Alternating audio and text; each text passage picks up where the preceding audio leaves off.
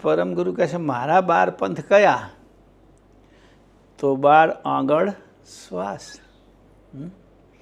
દ્વાદશ અંગુળ શ્વાસ એ મારા 12 પંથ છે. કે બધા જ શરીર ઉપર અને ચૈતન ઉપર બાપજીએ બધું જ ઘટાવ્યું છે. છેલ્લે કૈવલધામ પર 12 ફાંફા મારવાની જરૂર નથી ને. જો જેમ દાખલા તરીકે માનો કે ભાઈ શિવજી રહે છે, એને શાસ્ત્રોમાં એમના ધામને શિવપુરી કહેવામાં આવ્યું છે, કૈલાશ નહીં. પછી કૈલાશ શબ્દ આવી ગયો.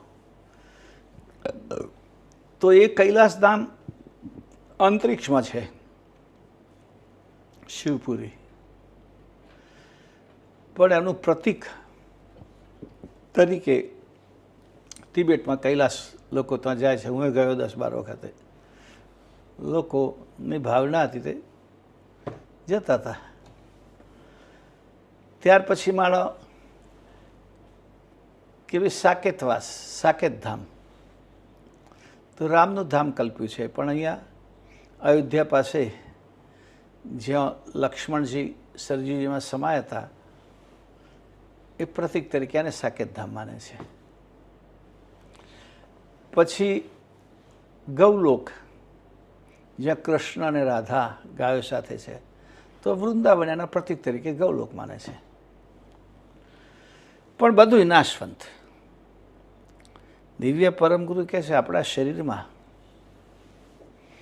જે વસ્તુ ચૈતન્યતાના પ્રભાવે, ચૈતન્ય અંશના પ્રભાવે ઘટે છે, એ બધી વાતોને અહીંયા પરમ ગુરુએ આપણને આપી છે. કે મારો તો આ જ દ્વાદશ પંથ, 12 આંગળનો શ્વાસ એ દ્વાદશ પંથ છે. તો આપણે ચોપાઈ 31મી લઈએ, બરાબર છે? કારણ કે 37 ચોપાઈ છે અંગમાં બનતા સુધી. દ્વાદશે અંગુલ પંથ સોહો શ્વાસા, 52 અક્ષર દ્વાર વિકાસા, સાસા મથ મધ્ય શબ્દ હૃદયરા, અક્ષર 52 દ્વાર નિસારા. 52 દ્વાર કયા? તો કે 52 અક્ષર 52 દ્વાર છે. કારણ કે જે આપણો શ્વાસ છે પ્રણવ, એ પ્રણવ 12 આગળ મધ્યમ કહેવાય. તમે સામાન્ય ગતિમાં જ્યારે ઈંગલા પિંગલા ચાલતી હોય ત્યારે પ્રણવની ગતિ માત્ર 2.5 આગળ. એ સિવાય સામાન્ય ગતિમાં પ્રણવ 12 આગળ થાય. પછી તમે કોઈ ક્રિયા કરો ત્યારે પ્રણવની ગતિ દીર્ઘ થાય, લાંબી થાય. જે દોડો, ઊંઘો, ઊંઘતા હોઈએ ત્યારે, દોડતા હોઈએ ત્યારે, ખાતા હોઈએ ત્યારે, અને બધી કેટલીક ક્રિયાઓ કરતા હોય ત્યારે. પણ આપણે સામાન્ય રીતે તો એ શ્વાસ ના જેટલા આગળ એ મારા પંથ સમજી લો કે છે. અને એનો દ્વાર તો કે 52 અક્ષરમાંથી ઉપજે છે. કે શ્વાસ વડે જ 52 અક્ષર નીકળે, શ્વાસમાંથી જ નીકળે, પ્રણવમાંથી જ નીકળે છે. તમે જ્યારે કોઈ પણ અક્ષર બોલો ત્યારે પ્રણવ રેચક થાય. પણ એ પ્રણવ રેચક જ્યારે થાય ત્યારે નાકની જગ્યાએ મોંમાંથી નીકળે, અને મોંની અંદર જ્યારે નીકળે ત્યારે જીભ એ પ્રમાણે અલગ અલગ જગ્યાએ સ્પર્શ કરે એટલે વર્ણનો આકાર નીકળે. કે ભાઈ આપણે શ્વાસ કાઢીએ પણ હોઠ અડાડીને પછી શ્વાસ નીકળે, ફ પ ફ બ ભ મ, એ રીતે અક્ષર નીકળે. જીભ દાંત સાથે અડાડીને બોલો અને પ્રણવ બહાર આવે તો ત, દ, ધ, ન એવા અક્ષર નીકળે. પણ એ બધા પ્રણવની રેચક પ્રવૃત્તિમાં નીકળે. જ્યારે પ્રણવ બહાર આવે ત્યારે જ એ અક્ષરો બોલાય. અને વ્યવસ્થિત અક્ષરનું ઉચ્ચારણ તમારે બાળકનો પ્રણવ હોય તો જ થાય. જો પ્રણવ લાંબો હોય ને બોલવાનો હોય તો વાપસે હા હું ગયો એવું થાય. જે સરળતાથી અત્યારે જે અક્ષર નીકળે છે એ તમે દોડતા દોડતા કે તરતા તરતા કે બીજી કોઈ ક્રિયા કરતા નીકળે નહીં. એ માપનો પ્રણવ ચાલતો હોય ત્યારે જ એ વર્ણ નીકળે. અને અઢી વાગ્યાનો હતા તો વર્ણ નીકળવાનો પ્રશ્ન નથી. એ તો સમદમ થઈ ગયો. એક જ વર્ણ એવો છે જેમાં પ્રેરક રેચક બંને આવે અને એટલા માટે એને પ્રણવ મંત્ર કહેવામાં આવ્યો. ઓમ ઓમ, જેમાં શ્વાસ લેવાય પણ ખરો અને મૂકાય પણ ખરો, એટલે એને પ્રણવ મંત્ર કહેવામાં આવે છે.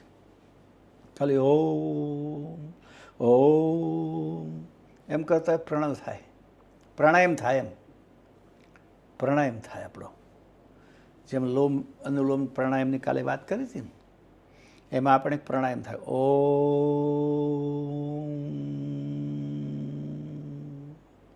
એટલે આપણે એમ લાગે ઓમનું ભજન કરીએ છીએ, પણ હકીકતમાં તો આપણો દીર્ઘ પ્રાણાયામ થાય છે. એ લોકોએ એક સરસ શોધી કાઢ્યું કે બાને ઓમ બ્રહ્મનો વાચક છે. પ્રણવ એ બ્રહ્મ જ છે. બ્રહ્મનું અલ્પ સ્વરૂપ છે આપણા શરીરમાં આવેલું, એને પ્રાણ કહેવાય. તો સાસા મઠ મધ્ય શબ્દ દેદારા, આ શ્વાસરૂપી મઠ અને એની મધ્યમાં એની વચ્ચે આ શબ્દનો દેદાર થાય છે. શબ્દ એટલે અક્ષરનું બંધારણ થાય છે.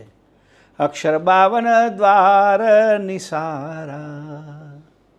આ પ્રમાણે મારો 52 દ્વાર અહીંયા છે. બાપજી કહે છે બહાર જોવાની જરૂર નથી. એના વડે જ વાણી બની. આ 52 વર્ણ પેદા થયા અલગ અલગ જગ્યાએ સ્પર્શ કરવાથી. અને આના સિવાય બીજો કોઈ અક્ષર જ નથી. યાદ રાખો, એટલું બધું શોધી કાઢ્યું છે આપણા મહાપુરુષોએ, ઋષિમુનિઓએ, કે જેટલા અક્ષર બોલાય એટલા લખ્યા છે. અંગ્રેજી ભાષામાં એવું નથી. એમાં તો 2-3 ભેગા કરીને લખ્યા છે. બી, બ ને ઈ 2 ભેગા થયા ત્યારે બી બન્યું. ડબલ્યુ કેટલું બધું લાંબુ, કે હવે એક જ અક્ષર આખો શબ્દ બની ગયો. ડબલ્યુ, હે વાય, વાય આખો શબ્દ બની ગયો. સિંગલ અક્ષર કેટલા? એ આમ તો કંઈ ઓ એ એટલું થાય કદાચ, સ્વર જેટલા છે એટલા. તો 52 અક્ષર એ 52 દ્વાર છે. અને એ જેમાંથી બોલાય છે એવો માપનો 12 અંગનો પ્રણવ એ 12 સંપ્રદાય છે. એ 12 પંથ છે. 12 પંથ પરમ ગુરુએ ઘટાવ્યા. એને બધું અહીંયા છે. બહાર કશું શોધવા જવાની જરૂર નથી. એ વાત. શબ્દ રમત 52 નિજ દ્વાર, 52 અક્ષર વિસ્તાર, એહી 52 દ્વારા મમ કેરા, જીન સમજે સુલझे ઉલझेरा. સુલझे ઉલझेरा, જેટલી ઉલઝણો છે બધી સુલઝી જાય, જેટલી શંકાઓ છે એનું સમાધાન થાય. દિવ્ય પરમ ગુરુ કે મારી વાતને બરાબર જે સમજે એની તમામ શંકાઓનું સમાધાન થાય. શબ્દ રમત 52 નિજ દ્વારા, શબ્દોની જે રમત છે એ 52 અક્ષરોથી બને છે ને. અક્ષર અને શબ્દમાં શું ફેર? એક સિંગલ વર્ણ છે અક્ષર કહેવાય, અને અક્ષરો અર્થ